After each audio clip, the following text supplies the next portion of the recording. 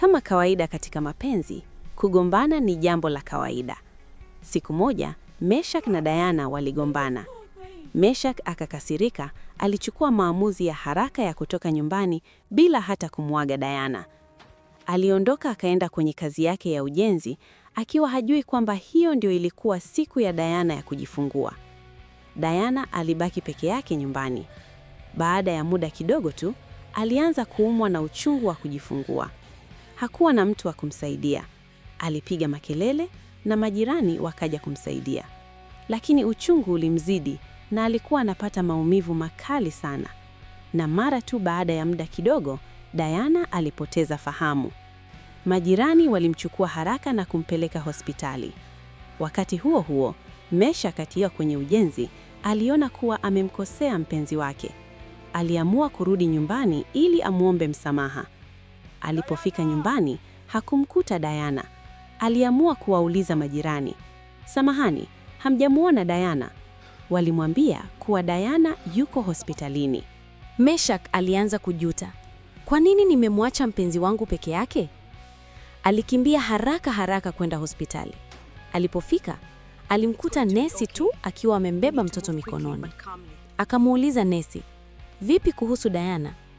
Nesi alijibu kwa uchungu, "Diana amechukuliwa na wazazi wake." Meshach alishangaa sana. Hivyo, akaamua kumchukua mtoto wake mikononi kwa nesi kumchunguza. Ilikuwa ni mtoto wa kiume. Hakika mtoto alikuwa mzuri. Meshach alianza kumlea mtoto wake peke yake. Lakini maisha yalikuwa magumu zaidi kuliko mwanzo ilivyokuwa.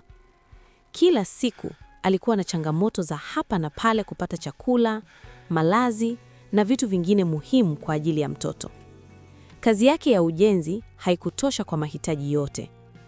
Baada ya mwezi mmoja wa kujitahidi kumlea mtoto, Meshach alifikiria jambo baya la kumtelekeza mtoto wake kwenye kituo cha watoto yatima. Siku moja, alichukua maamuzi magumu. Alimchukua mtoto wake na kwenda kwenye kituo cha watoto yatima. Alisaini karatasi za kumwacha mtoto wake pale kwenye kituo cha watoto yatima. Baada ya kumwacha mtoto, Meshach alikimbia mbio kutoka kwenye kituo hicho. Lakini njiani, huruma ilimjia. Moyo wake ulimwambia, "Huyu ni mtoto wangu, ninawezaje kumwacha?" Aliamua kurudi kwenye kituo cha watoto yatima na kumchukua mtoto wake tena.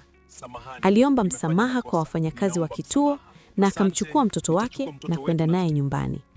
Alilia sana Meshach siku hiyo. Maisha yakaendelea mbele kwa shida nyingi, lakini Meshach hakukata tamaa. Aliendelea kupigania maisha bora kwa ajili yake na mwanawe. Miaka ikaenda na Meshach alimaliza masomo yake ya chuo kikuu pamoja na marafiki zake. Miezi miwili baada ya kuhitimu masomo yake, Meshach aliamua kutafuta kazi. Kwa bahati mbaya, hakupata kazi kwa muda mrefu. Siku moja, njiani, alikutana na mzee mmoja na wakagongana kwa bahati mbaya. Wakazinguana na mzee huyo alimpeleka Meshach polisi. Walipofika polisi, mzee alimuonea huruma Meshach, hasa alipomwona mtoto wa Meshach. Aliamua kufuta kesi na wakaombana msamaha. Meshach alimweleza mzee matatizo yake na jinsi alivyokuwa akitafuta kazi. Mzee, baada ya kusikia hadithi ya Meshach, alimwambia, "Kuna kampuni moja inahitaji wafanyakazi. Nitakupeleka pale." Meshach alifurahia sana. Mzee alimpeleka kwenye kampuni hiyo na Meshach akatoa maelezo yake na taaluma yake. Kwa bahati nzuri, alipewa kazi na akaambia, "Utaanza kazi kesho asubuhi. Uje mapema." Meneja wa kampuni alimwambia. Meshach akajibu, "Sawa, asante sana." Kesho yake, Meshach alienda kazini mapema kama alivyoagizwa. Alipoingia kwenye ofisi za kampuni, akakutana na Diana uso kwa uso. Meshach alimchukia Diana na Diana naye alimchukia Meshach. Wote wawili walikuwa na hasira na uchungu wa mambo yaliyopita. Meshach alitaka kuondoka na kukataa kazi hiyo, lakini alikumbuka ushauri wa yule mzee aliyemsaidia kupata kazi. Alirudi kwa mzee kuomba ushauri.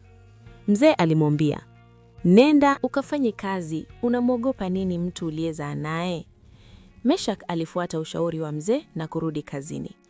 Siku zikaendelea kupita na Meshach alikuwa anaenda kazini na mtoto wake. Diana na Meshach hawakuongea hata kidogo. Ilikuwa ni hali ya uadui wa kimya. Siku moja walichelewa kutoka kazini wote wawili na wakakutana njiani wakati wanarudi nyumbani.